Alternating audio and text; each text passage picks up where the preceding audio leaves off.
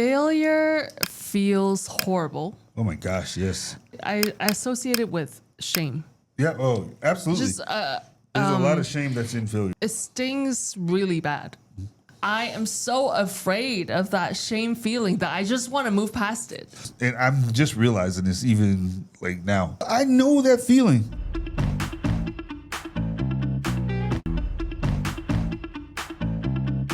Hello, and welcome to another episode of Unanswered. My name is Joe. And I'm Joyce. We have an awesome saying for you guys today, and as many of you know, I'm a huge comic book nerd, and I love all things anime. But our saying for today actually comes from a Marvel movie. And what is our saying for today, Joyce? So it comes from Avengers Endgame. In the scene where Thor actually went back in time to talk to his mom. Yeah. So the saying, want to say what the saying is? Yes. Frigga actually said, everyone fails at who they're supposed to be. The measure of a person, of a hero, is how well they succeed at being who they are. But just, he's dealing with this extremely hard topic, and he feels like he has absolutely failed the entire earth.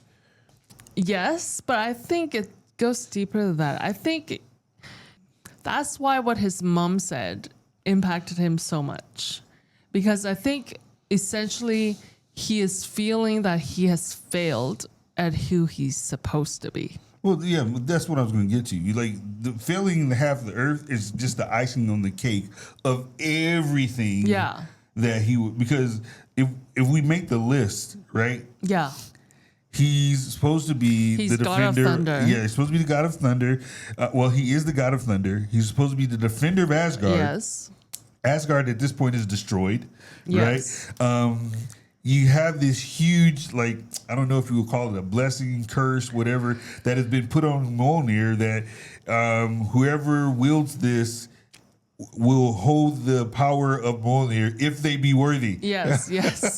Right? And so it's a responsibility. So it's a responsibility. But at this point, and Mjolnir is destroyed. It's no more. It's destroyed. So you have no Asgard. You don't even have an Asgard to defend. You have sticks, you know.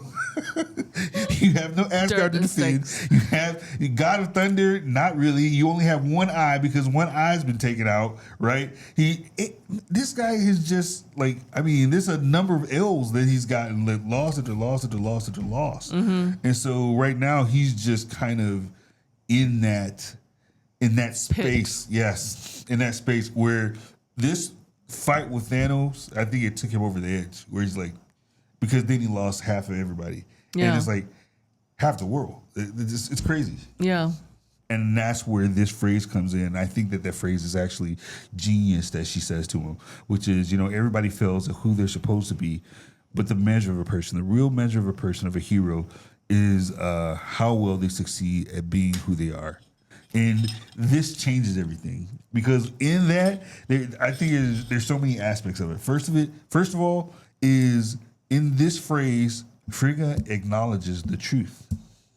She doesn't shy away from the fact that he's failed. Mm-hmm. I think in there she even called him a failure, right? Yes. Are you a failure? Sure. Yes. Yeah. So she doesn't shy away from the fact that he's failed. She's like, no, you failed, right? But the reality is, you're trying to be something that has all these expectations tied to it. And what I'm trying to get you to do is just be who you are. Be the best version of who you are, right? Mm-hmm. And that, I think, is something that each and every single one of us deal with, is that fear, first of all, of failure and how we deal with failure. Would you agree? I think so. I think the hard part is the acknowledgement part, because it's almost like a death, like a death to the dreams that you had about a certain season of life, about your abilities, about, So I have a question for you. Yeah. Name one time, or do you have one time where you would consider, hey, this was a huge failure.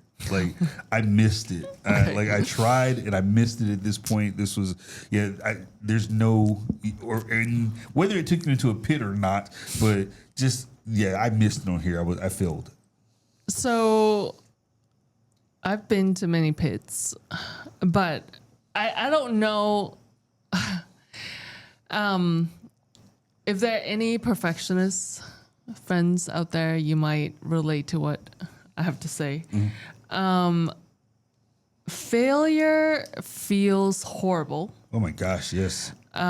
Because I think it's the feeling is very I associate it with shame.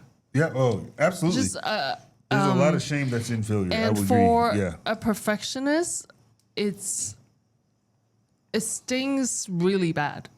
So I tend to, even subconsciously, and I can admit to that, I tend to avoid failing Yes. as much as I can. Right.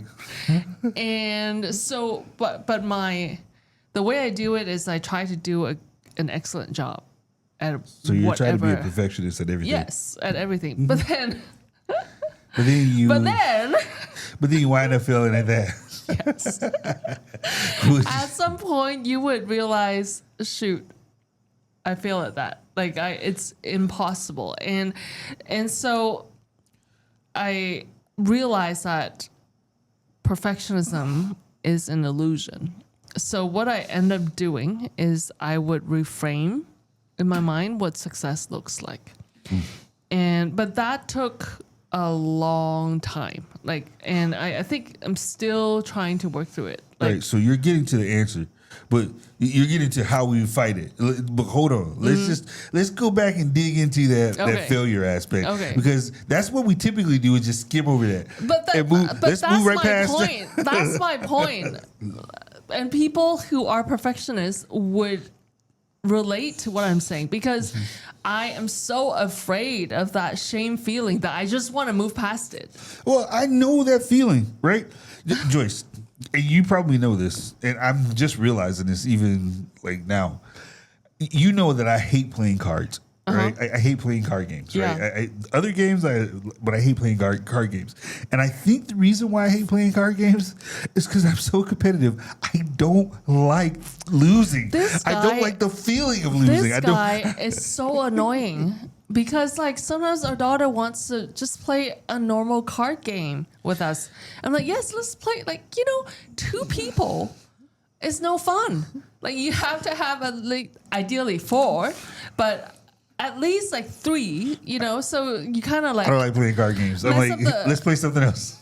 Let's play video games. Let's play this. He just wouldn't play. I don't know why. And the one time that we played Monopoly, like the real Monopoly, we got into, we almost fought. That was you, Joyce.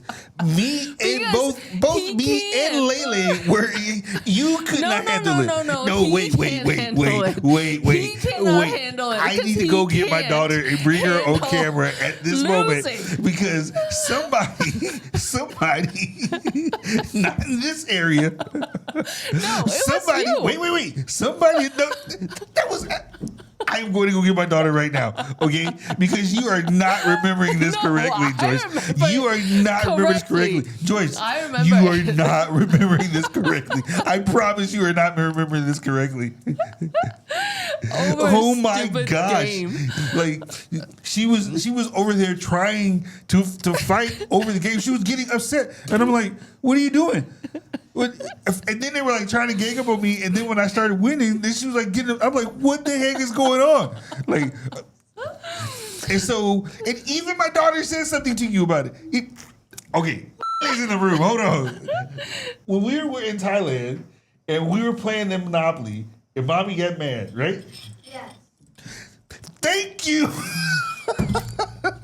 Thank you very much. Whatever. That's all I need to hear. Thank you so much for watching and listening to our podcast, Unanswered. All your likes, follows, and subscriptions mean so much to us. It helps us to bring these conversations to many other people around the world. Our goal for this year is to reach 1,000 subscribers by the end of the year. So if you haven't done so yet, go ahead and hit that subscribe button. Thank you once again. Now let's get back to the show. It's just not worth it. It's not worth it, okay? But that's what we come back to. Yes, The failure part is man, we don't want that part, right? We don't want to deal with it. We don't want to sit with it. And I think part of it is because a lot of shame. And I think also there's a gut feeling and failure that is just, I don't even know how to describe it, but it does feel like shame. I think it's shame, and it hits you. It punches you in the gut. Yeah. That's why I hate it. Yeah. And thinking about failure, like, you ask 10 people about their failures and they would think about like a task, like a project that they failed at work, or, a job that they failed at. But the thing that gets me the most is relationships. Like, from a girl's perspective, if the memories that sting the most is when you tell a guy that you like him or you're interested in him and he rejects you.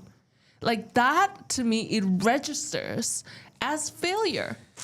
And it's just like, like, okay. it's that gut feeling. Okay, so maybe, I was old fashioned. So for me, it was always the guy asking the girl, right? So the girls didn't typically have as much on the line. The guys were the failures because we had to ask.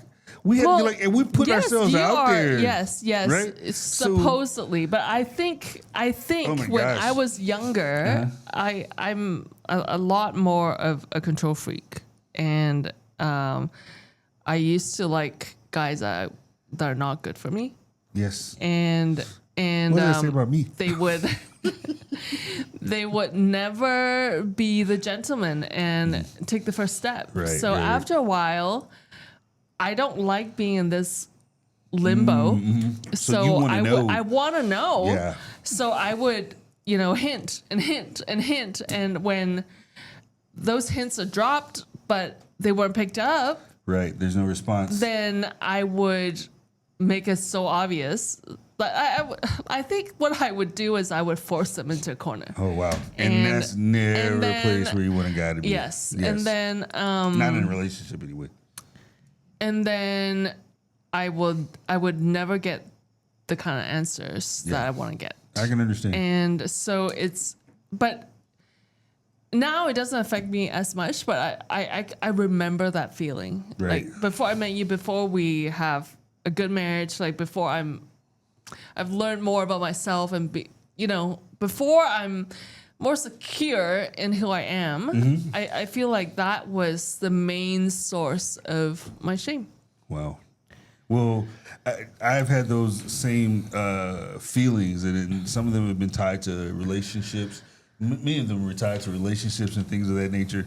And I can tell you, like that feeling, oh my gosh, the shame, oh, man, I can't even think about it. I can't even put it into words. That feeling where you're like, ugh. Yeah, doesn't it feel like someone punched you in the guts? But think about this. You're talking about just like from an aspect of this person in relationship, dating. What about like marriages that have failed? And I can't even imagine, I sympathize and empathize with anyone who is struggling, anybody in our audience who is struggling with that, because those feelings are just so difficult to deal with. I can't imagine because as much as I don't want to revisit those memories, like I just can't imagine. Like if I can't imagine that.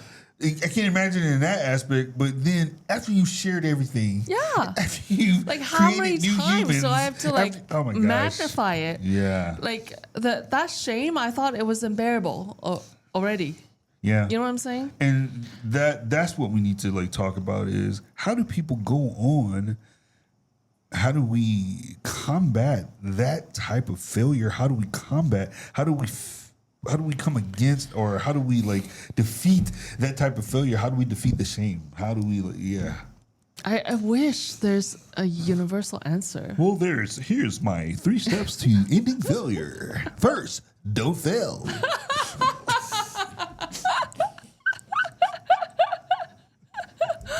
Oh my gosh. Number 2, if you fail, lie. Okay, those are totally not the steps. Please don't buy that course. Whatever you do. But honestly, how do we deal with it? I think that in order to deal with it, we have to first like kind of define what it is. And I think that in Thor's case, one of the things that he's done is he's defining himself, right? By the failure. Yes. As we said, he's supposed to be all these things. And so he has these expectations and he's trying to live to expectations that he should have never owned, right? He started defining himself as the failure, and that's why he started living that way. Mm-hmm. Does that make sense? Yeah. We as humans are always trying to like own our identity or define and label this identity, so much so that people are screaming their identity out to other people. And one of the things is we have to know, and I know maybe this sounds cliche, we have to know and understand who we really are on the inside. We have to know who we are at the core, right? Because if we have a firm grasp on who we are as individual, as a person, as a human, then if we know that identity, then the things, the circumstances that come against us, and they will come, do not shake us quite as much. Why? Because we know who we are. We're not trying to live to these expectations. We're doing what that phrase said, which is, hey, try to be the best person you can be. That's where true heroes are made. That's where true integrity comes from. I am going to try to be the best at who I can be. I'm not going to try to achieve some standard or expectation that everybody else wants me to get. I can only be the best of what I can be.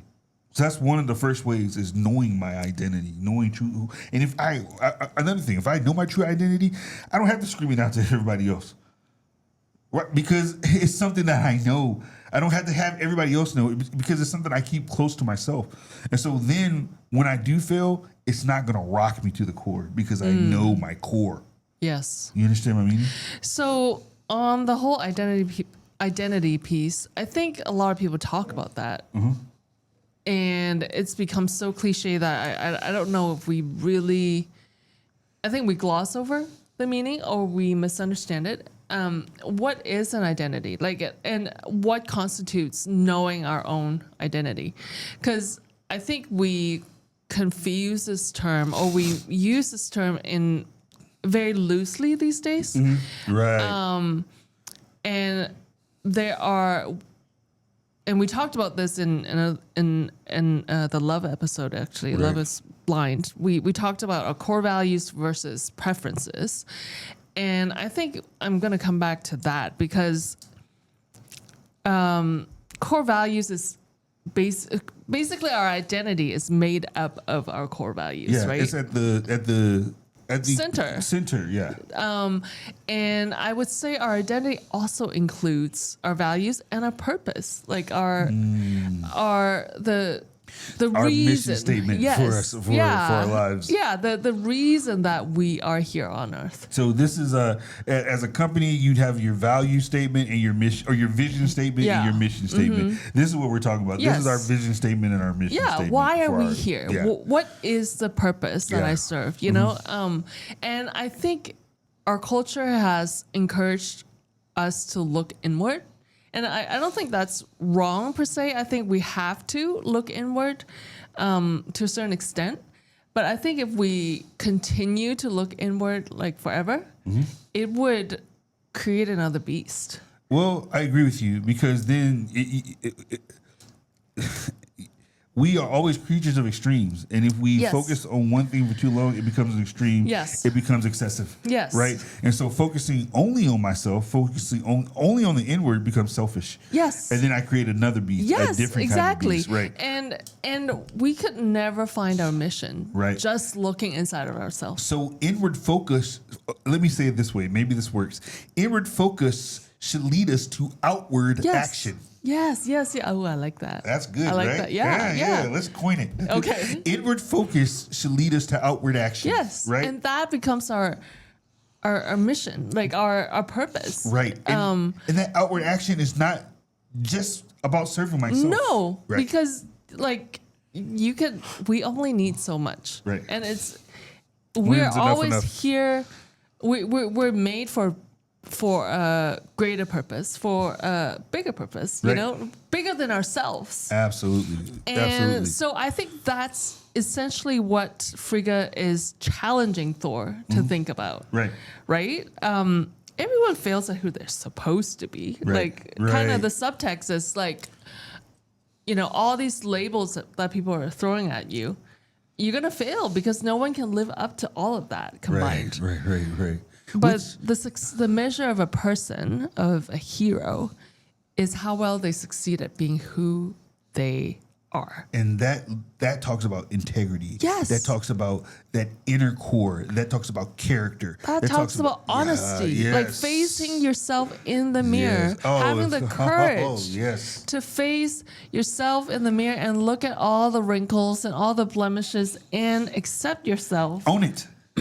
own it, Own it. and then not just see all the blemishes, but see the good, See the beauty. see the beauty, and then see the mission, see the reason, and then go act upon it. Right? Like that's the underlying challenge, I think, that's, you know, that Frigga is laying out for Thor. Agreed. Which I think is so beautiful because that's essentially, you know, and I know this is fiction, but But that's the human ethos, right? yes, That's the, and he that's the- literally changed after that. Like Yeah.